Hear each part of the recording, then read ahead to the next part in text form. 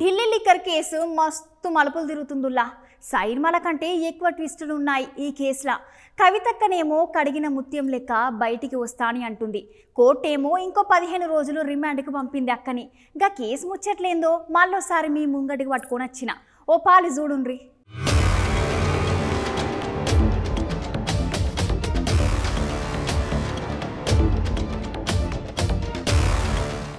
కవితక్కని liquor case అస్సలు వస్తలేదోళ్ళు.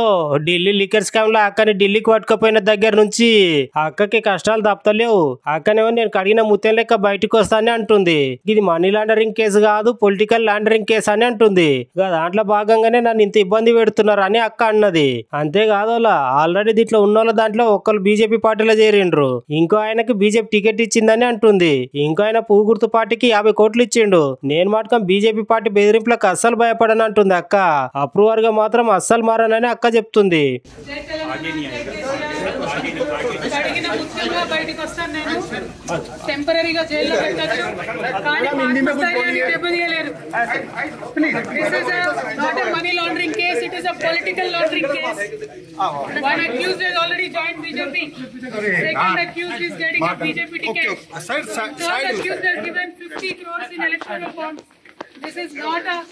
Money laundering case, it is a political laundering case, it is a fabricated and false case.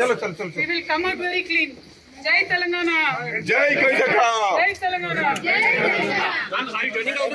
Telangana! No. They are fighting it out. It is an illegal case. అంతేకాకుండా ఈ కేసులో ED సార్లేమో అక్కకి ఇంకా కొన్ని దినాలు కస్టడీకి ఇవ్వాలని అడిగిర్రు. కవితక్క తరపు లాయర్లు సుతా అక్క వాళ్ళ కొడుకుకు పరీక్షలు ఉన్నాయి, బెయిల్ ఇవ్వాలని అడిగిర్రు. కానీ అటు ఈడీ సార్లు ఇటు కవితక్క తరపు లాయర్లు అడిగేసరికి ఎటు కాకుండా కోర్టు ఏమో తీర్పును వాయిదేసింది.